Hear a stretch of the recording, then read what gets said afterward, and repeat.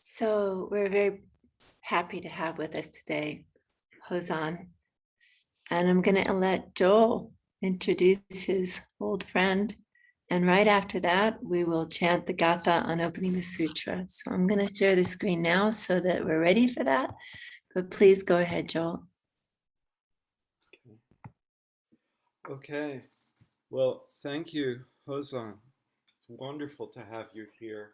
Actually, again, you were with us maybe 10 or so years ago when we were at Tony's house, quite a few times. Alan is now Abbot of Berkeley Zen Center and decades-long practitioner and amazing friend for many years. He does so much. He is in addition to being an amazing Zen teacher, he is for decades a social activist, and he's been working with the Rohingya refugees and with the Dalits, previously known as the Untouchables in India, and founding member of the Buddhist Peace Fellowship, and also a wonderful musician. Plays the guitar, sings, folk musician, amazing. And he also, when he came, Tony Johansson, whose house we sat at, was a wonderful folk musician, and they would make a lot of music together. So, welcome, Hozan. Thank you for being here.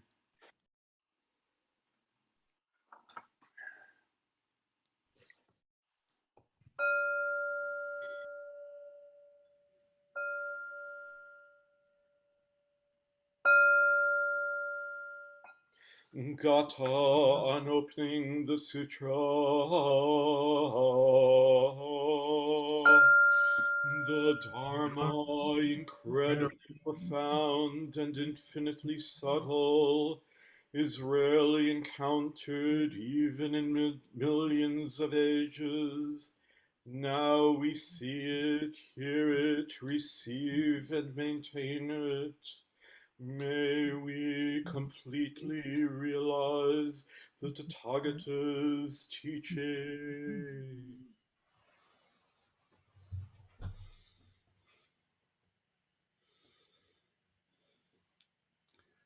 Well, good morning, everyone. I'm really happy to be with you here on this early fall morning. I wish that I were with you in Santa Barbara, which is a beautiful place. For a number of years, as Joel said, I used to come down annually and do a weekend with, I guess, an earlier version of this group. I don't know if any of you participated in those sessions. There was wonderful to be up in the hills at Tony and Rachel's house. And sometimes I would come down with my family, and we saw that as a kind of busman's holiday. And it'd be wonderful to come down there again. So this morning, the subject of my talk is on basically the Dharma of listening and speaking.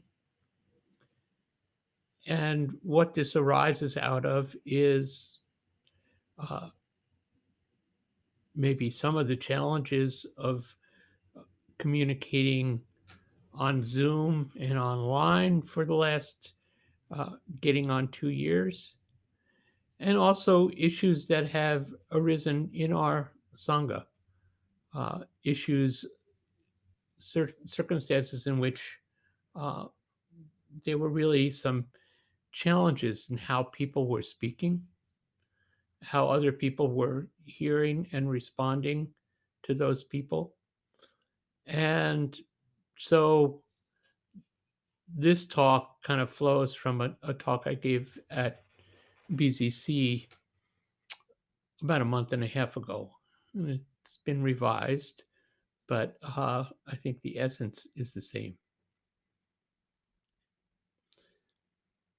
So obviously in these contentious times, our public and private words can wound or heal. We have this addressed by the practice of right speech, which is the third step on the Eightfold Path. It's called Samavaccha. And we have a whole segment of our Bodhisattva precepts that are devoted to issues of how we speak. The fourth precept, the sixth precept, and the seventh precept. I'll talk on those later. So how we speak and how we listen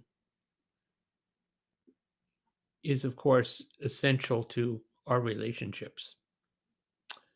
Our relationships in person, in society, and in the Sangha. Now I'm going to begin by speaking about listening. Maybe I should be listening about speaking. But I think it's important to understand that what each of us hears is not necessarily what a speaker may have meant when they were speaking. So this points us to a really useful principle that I think was freshly articulated for me only a few years ago. I was teaching at the East Bay Meditation Center here in Oakland, and they have a series of guidelines for speech and for relationship, and one of them highlights the attention that is needed not just to our intention in speaking, but to really consider the impact. And it seems kind of obvious, but that was really a wake-up moment for me. I think that in Buddhism, an emphasis is on intention. And we'll get into that when we get to the speaking part. But that aspect of speaking is explicit. The other side, which is perhaps the large part of the iceberg that's underwater, is that we pay attention to our intention because we know that our words have impact. And so to consider the impact, to consider how someone hears it, is really important. And actually, to me, the two go together. The other side of that is that if we overemphasize impact, then we are likely to emphasize, we're likely to be arising perhaps from our woundedness and not to consider what the speaker might have intended. Now, they may have said something unintentionally hurtful, but what we want to do is look at all of this together. Hozan, I'm sorry to interrupt, but is everyone hearing a little bit of static? Something at your end with the volume is a little funky. It just sounds. Let me change microphones here. That would be wonderful. Thank you. Okay, I've changed microphones to the microphone on my computer. Is this better? Fantastic. Great. So the really expensive microphone is fututst, as we say in Japanese. Uh, so we're considering impact and intention together. But I want to begin, let's come back to the space of Zazen. And in that, I reflect on the title of one of our teachers, Dainin Katagiri Roshi, his first two books. And this is I think, an approach to practice. His first book was entitled Returning to Silence. And his second book was entitled You Have to Say Something. Now, it may be, I encourage you to read these books, but even if you don't read these books, just consider the titles, because the titles themselves are a sort of bookend our practice. So returning to silence is hearing, listening. It's stepping into this open and receptive mind of Zazen. Listening is the active component of hearing. I think that as we practice Zazen and as we practice Shikantaza, all of our senses are open and receptive. They're not necessarily active, but we're hearing, not necessarily listening, but we can turn our attention there anytime. The same thing, we're seeing without necessarily looking. And we are thinking without necessarily putting together those thoughts into a narrative. We're just taking thought after thought. So if I listen for a moment,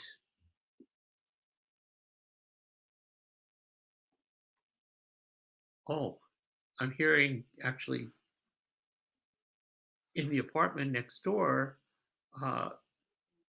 Ross is listening to the service, the Saturday service that's taking place right now at BZC. So I hear the Heart Sutra.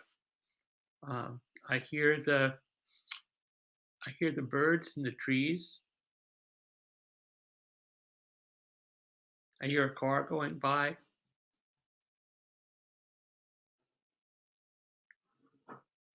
I hear the little fan in my computer. And what I realize is that this listening takes place against the background of silence. And so as I listen and hear, then I can return to the silence at the same time.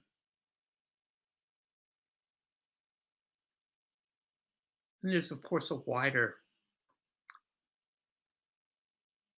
frame for this. This is Bodhisattva practice. The Bodhisattva Avalokiteshvara, or Kuan Yin, or Kannon, is sometimes referred to as the one who sees the cries of the world. I love this expression because it suggests that in her practice and in our Zazen, with all of our senses functioning, there can be a kind of synesthesia. There can be a way of experiencing one sense in the workings of another. That is what my teacher, Sojun Roshi, spoke of all the time, was to include everything in Zazen. And so to return to silence is, I think it's the all-inclusive experience of Zazen. But Zazen mind is not confined to the walls of the Zendo or to the frame of this Zoom screen. I like the Zoom screen actually because unlike the Zendo, we can all see each other. And there's a new practice to that. Anyway, the full unfolding of Zazen is in our life. And in our life, we're bound to have some activities. We have to do something, and inevitably, we have to say something. This acting and speaking is also proceeding from Zazen mind. And we're always moving between the silence and the sound, between the stillness and the activity. This is really a continuous circle of the way. So I recently came on an excerpt from a 1967 lecture by Suzuki Roshi, where he speaks about the practice of listening. He says, when you listen to someone, you should give up all your preconceived ideas and your subjective opinions. This is very hard, as we know. You should just listen to him or her. Just observe what his way is. He says we put very little emphasis on right and wrong or good and bad. We just see things as they are with him and her and accept them. Also, very challenging practice. This is how we communicate with each other. Usually, when you listen to some statement, you hear it as a kind of echo of yourself. You're actually listening to your own opinion. If it agrees with your opinion, you may accept it. But if it does not, you reject it. Or you may not even really hear it. I think we can all really understand exactly what Suzuki Roshi is describing. Not that any of us do that, but we've seen somebody who does it. So Suzuki Roshi is suggesting that we ratchet back our habit of judging everything that we listen to, of evaluating right and wrong or good and bad. He is not, to be clear, suggesting that we abandon morality. I think what he's pointing to is that usually when we judge right and wrong, good and bad, there's some self-centered frame of reference. And what he's suggesting is see if you can set that aside. And if what I find is when I do that practice, I set it aside, then I can learn something else about the person who is speaking.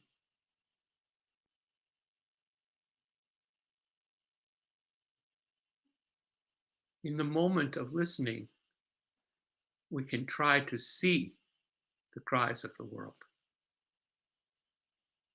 Just see that person as he or she is right there in that moment. Don't make up a story about the way they always are, or always have been, or are going to be in the future. Just how is it right now? Of course, how is it right now is precisely the experience of Zazen. but this is a way that we can take it out into the world. Whether I agree with the person who is speaking or not, can I make an effort to accept him or her?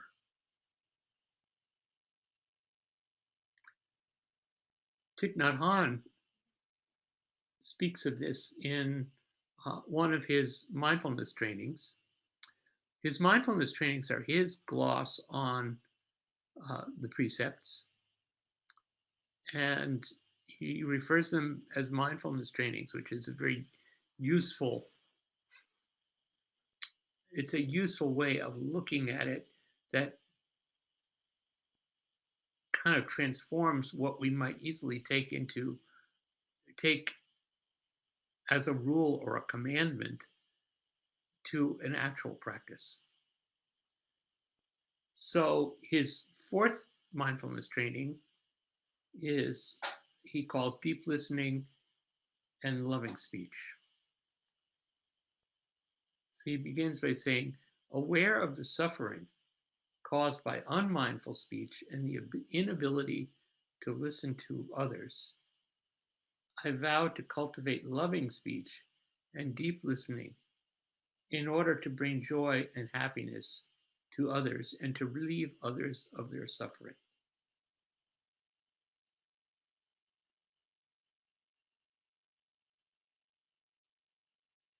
So I think that how we listen and how we speak is the heartbeat of a practical Zen Buddhism. It's true that the silence is deep and nourishing.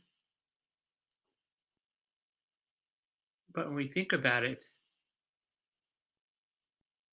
we inhabit that space for a relatively small part of the time. Much more of our day is spent interacting with each other, not being fully aware of the silence that is always there. So even as we speak, we should always be listening. Thich Nhat Hanh's commentary continues, and here we move from listening to speaking. Knowing that words can create happiness or suffering, I vow to learn to speak truthfully with words that inspire self-confidence, joy, and hope. I am determined not to spread news that I do not know to be certain, and not to criticize or condemn things of which I am not sure. I will refrain from uttering words that can cause division or discord, or that can cause the family or community to break. I will make all efforts to reconcile and resolve all conflicts, however small. This is a wonderful and really difficult place that he goes to. And we can see the difficulty in our own society. And sometimes it's true, we can see it in our family situations, in our Sangha situations. Reconciling all of those conflicts is really hard. And it's highlighted, I think, in the sharply outlined conflicts that we see in our society now. I can hardly remember a time,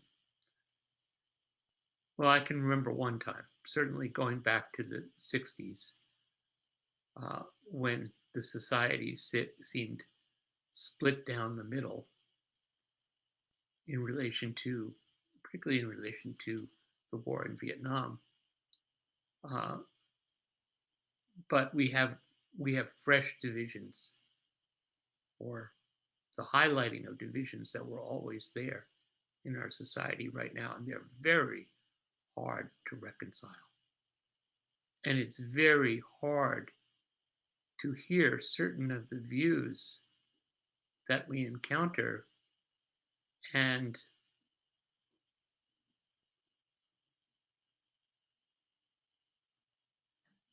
see the people who are projecting those views as Buddhists. This is really hard. So what I would say is that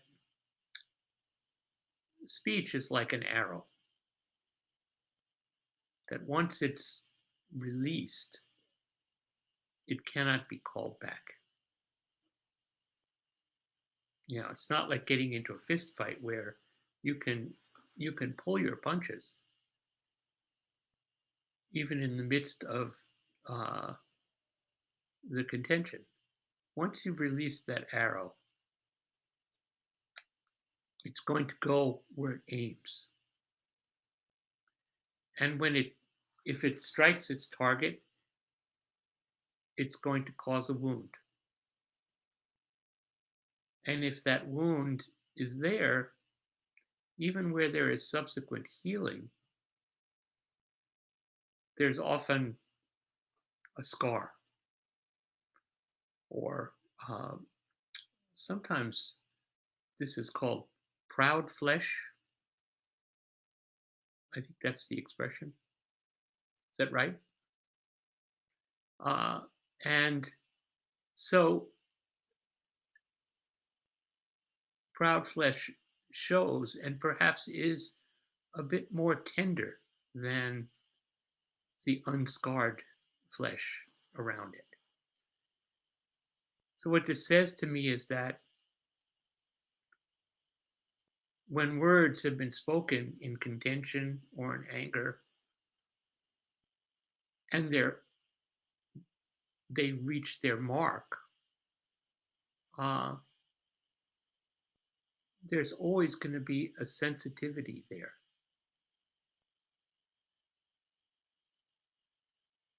Now we live with that. That's not necessarily a bad or unavoidable thing, but it's something to take into account.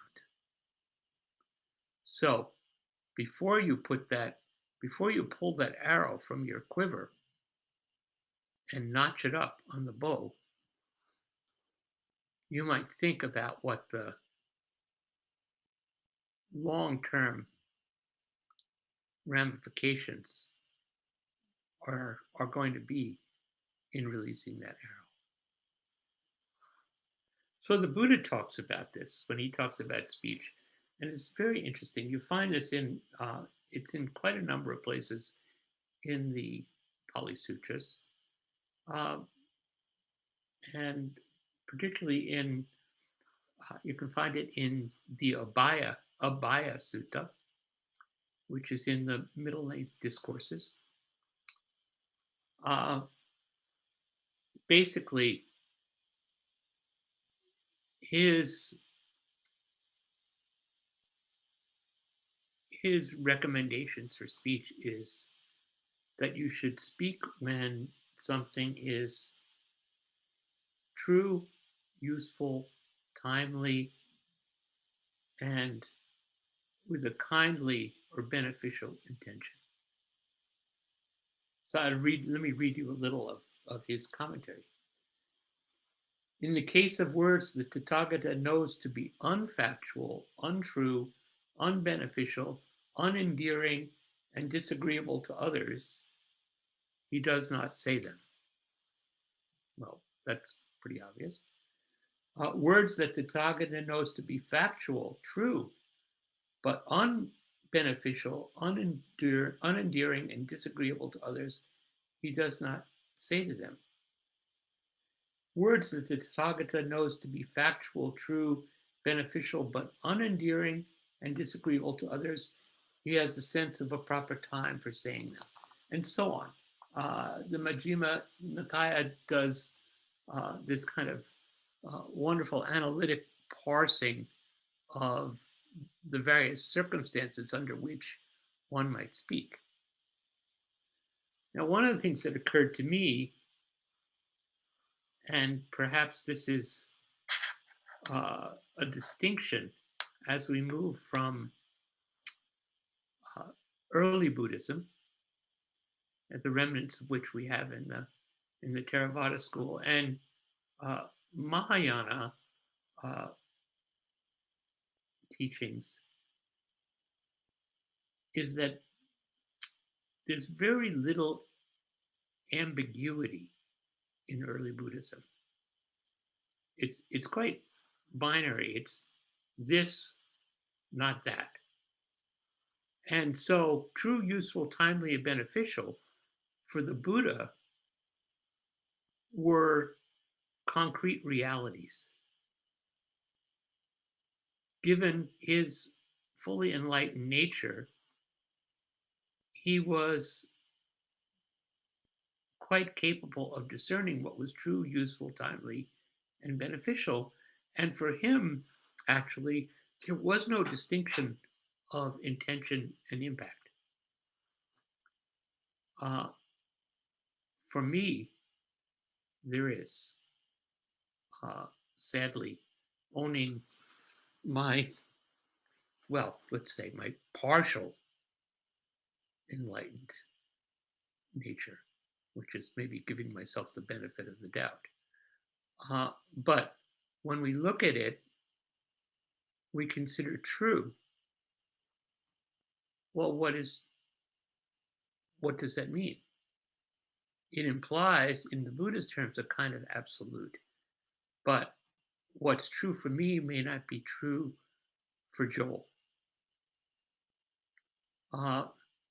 And so that applies down the line. What's true, what's useful, what's beneficial or timely.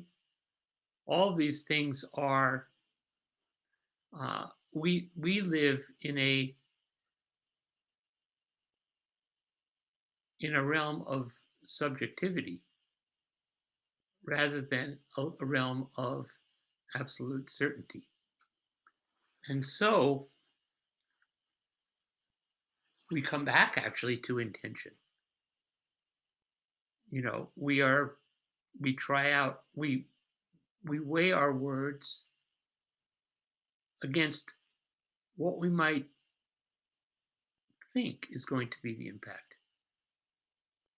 We try to move as close as we can to the truth while knowing at the same time that there is quite possibly some untruth or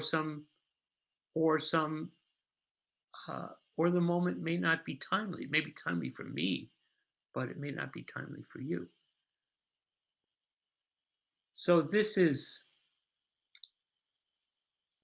this subjective realm of our practice that's very difficult. And I think it calls for, along with speaking, asking permission to say something, asking, how did you hear that? And I think that's quite wonderful, because when you ask along with the words that you offer,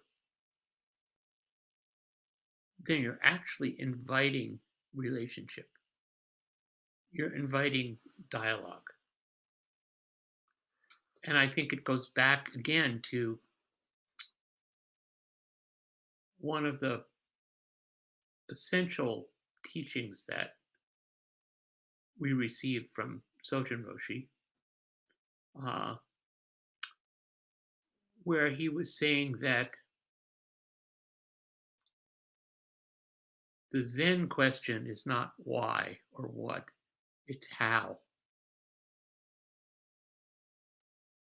How was this for you? You know, I'm doing my best to say something that's true, but what do you think? How is it? What I said? And to go into that with a spirit of inquiry.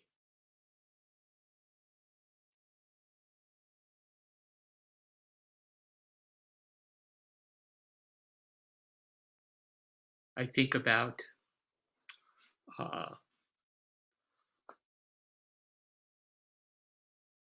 this line that I love from, I think it's from the Jewel Mirror Samadhi.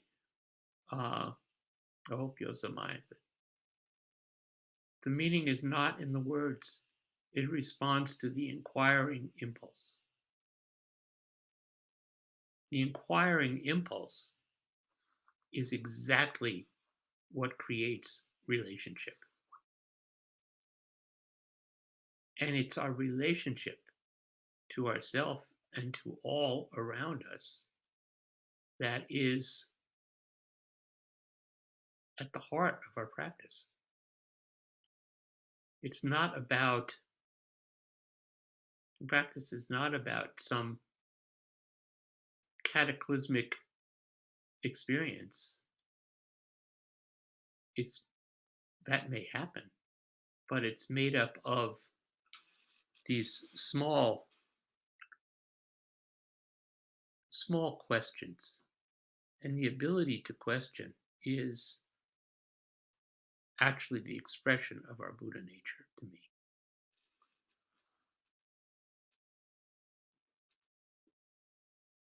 And this is just to say, this is a Buddhist principle, but what I've discovered, and can go on in another context, in another time, I discovered there is a tremendous literature of this in the Jewish tradition, in the Talmudic tradition. There's a whole discourse, a long discourse on speech, on wrong speech called Lashon Hara. And it's quite amazing because much like you find in the Vinaya texts, if you've read those, where there's a gloss on every one of the 250 or more precepts, kind of stories about where they came from and what they imply. The same thing, the same kind of detailed, usefully detailed stories are told in the Talmudic tradition about every nuance of inappropriate speech and how we rein ourselves in. So that's just a little about listening and speaking.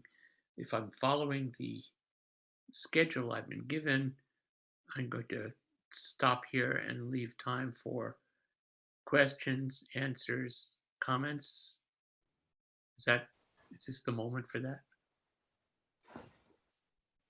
Good. Yes, thank you, Hozan, so much. And Sangha friends, if anyone has a question or a comment, please unmute yourself. I'm going to remind of our Sangha of some community agreements that we're in the process of forming, but one of them I hope you will remember in this moment is that if you usually are the one who comes out and speaks, please leave a little room for those whose process might be take a couple of seconds and let others speak. And in particular, pay attention to follow-up questions, because sometimes I know we get into the next layer and the next layer and the next layer, and that basically locks other people out from the opportunity. So having said that, please come forward and ask your questions and comments. I don't want to mute anybody, but I want you to be aware that we are Sangha. Thank you. Thank you.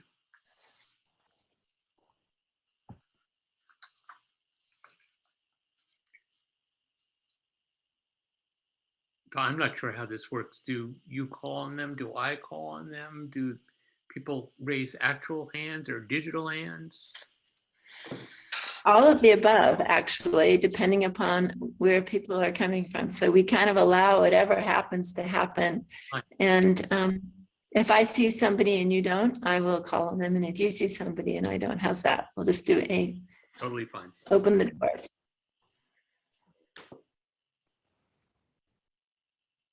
Well, I guess I'm going to go because I think I've persuaded everyone to wait, and it's going to waste too much time. I'm sorry. I was highly effective. I didn't mean to be. Hozan, I really appreciate this talk, and I noticed lately that and I will get up and make the offering as soon as you're ready. May the merit of our practice be directed towards lasting peace in ourselves and in the Sangha, tranquility of daily practice, dissolution of all misfortune, and fulfillment of all relations. Sentient beings are numberless. I vow to save them. Desires are inexhaustible. I vow to put an end to them. The Dharmas are boundless. I vow to master them. The Buddha way is unsurpassable. I vow to attain it. Shujo Muhan Segando Bono Mujin Segandan Homon Muryo Segangaku Mutsuro Mujo Seganjo. Sentient beings are numberless. I vow to save them. Desires are inexhaustible. I vow to put an end to them. The Dharmas are boundless. I vow to master them. The Buddha way is unsurpassable. I vow to attain it.